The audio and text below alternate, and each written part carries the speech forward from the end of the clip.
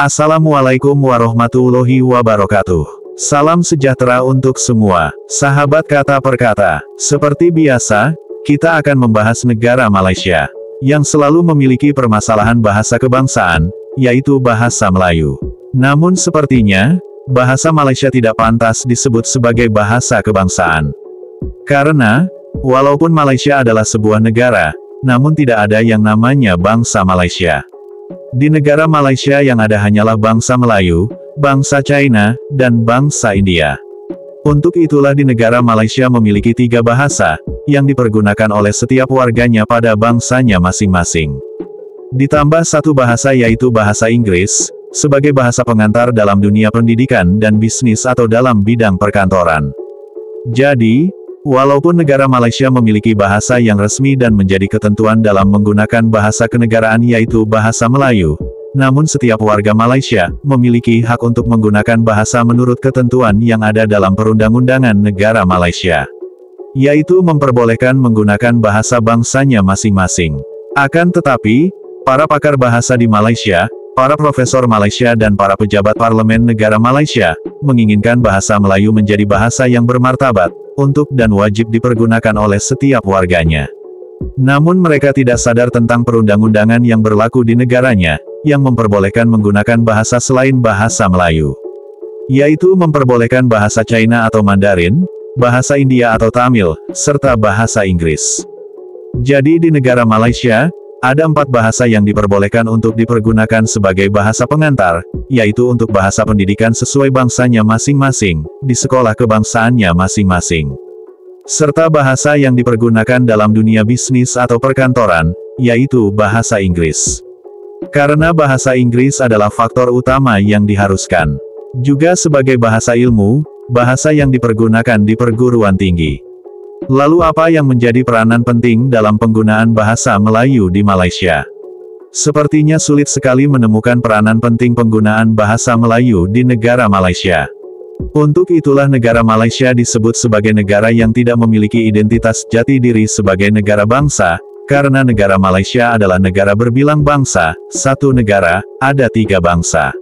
Dan juga bisa dibilang sebagai negara yang tidak pernah konsisten, dengan konsep yang telah tertulis di Undang-Undang Perlembagaan Negara Malaysia. Untuk itu, para pakar bahasa dan para profesor-profesor Malaysia, ingin sekali seperti negara Indonesia, yang setiap warganya mampu menggunakan bahasa Indonesia, apapun identitas etnisnya, bahasa Indonesia lah yang dipergunakan. Serta dijadikan sebagai bahasa pengantar di sekolah, di setiap jenjang pendidikan, sebagai bahasa ilmu pendidikan. Serta dijadikan bahasa yang harus dipergunakan dalam dunia bisnis atau perkantoran. Bahkan, bahasa Indonesia diwajibkan untuk dipergunakan dalam perlembagaan negara, dalam bentuk apapun. Yang menjadi pertanyaannya adalah, apakah Malaysia mampu seperti negara Indonesia? Bagaimana menurut pendapat sahabat kata per kata?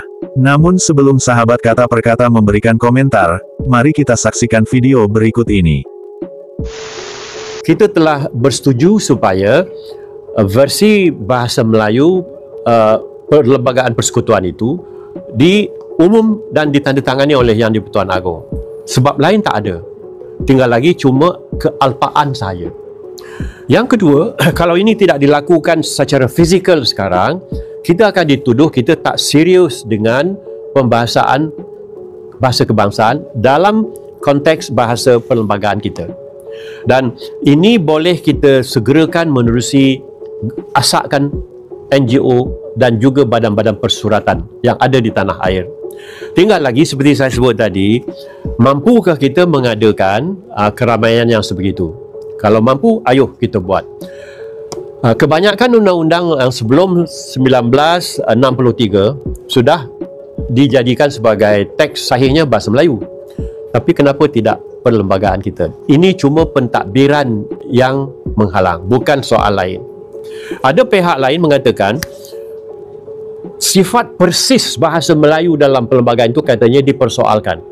Saya cabar mereka. Sifat persis yang mana yang dicabar, yang tak disetujui? Sebenarnya sudah dihalusi dan sudah pun dijadikan sebagai dasar pokok menjelang tahun 2015 lagi perlembagaan itu sudah dalam bahasa Melayu sebagai versi sahih.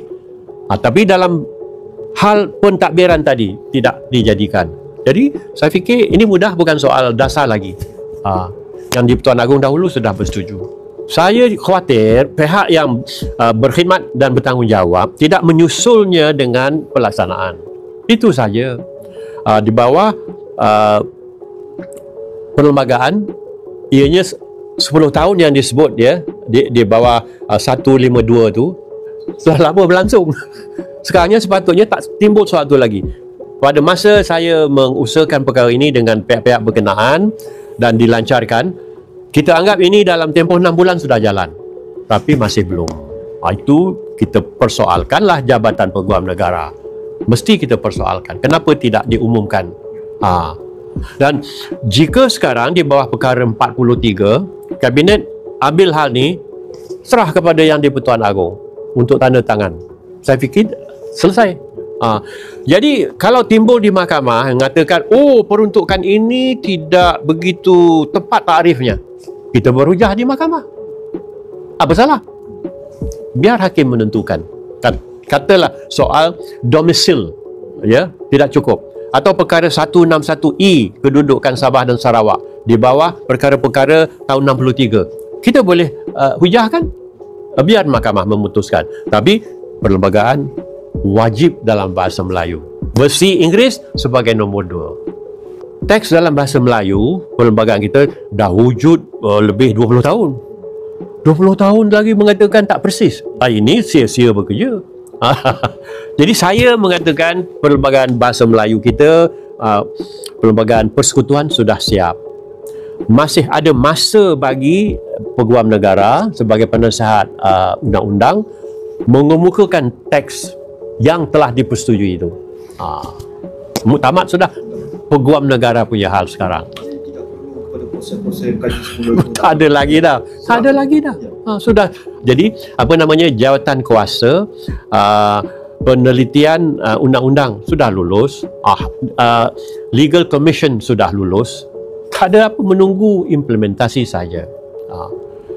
Saya mesti sebut perkara ini. Sebagian besar profesion guaman menentang. Mereka yang bukan fasih dalam bahasa Melayu, mereka fasih dalam bahasa UK. Sebab itu mereka akan cuba menetapkan bahasa Inggeris tu yang sahih. Selain daripada itu, sebagian besar pegawai tinggi kita dalam AGC juga dilatih di luar negara. Mereka lebih bermimpi dalam bahasa Inggeris daripada dalam bahasa Melayu. Sebab itu agak enggan mengemukakan versi bahasa Melayu. Pada saya itu remeh. Terus saja. Kanun tanah negara yang begitu teknikal pun dah dalam bahasa Melayu. Ini kan pula perlembagaan tanah air. Kita segan sikit kepada Indonesia lah. Pancasila dalam bahasa Indonesia. Ya, hukum-hukum, perintah-perintah am semua dalam bahasa Indonesia. Kita tak adalah azam begitu, mesti ada.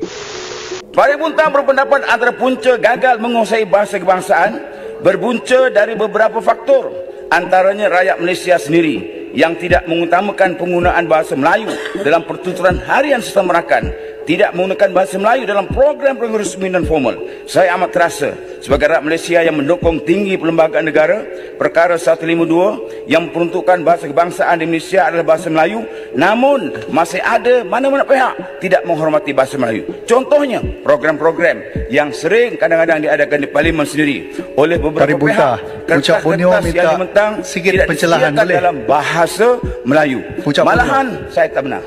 Malahan membentang yang membentangkan paper berucap sepenuhnya dalam bahasa Inggeris, sedangkan mereka rakyat Malaysia amat malang sebagai rakyat Malaysia yang mendukung tinggi perlembagaan negara tetapi tidak mampu membentangkan dalam bahasa Melayu. Justru dalam apa sahaja program yang resmi atau formal, wajibkan menggunakan bahasa Melayu dalam semua sesi majlis, mesyuarat di peringkat jabatan kerajaan maupun GLC ataupun syarikat-syarikat swasta juga diwajibkan sepenuhnya menggunakan bahasa Melayu, termasuk semua dokumen-dokumen mesyuarat disediakan dalam bahasa Melayu. Sama juga urusan-urusan di mana-mana bank, bahasa Inggeris lebih diutamakan.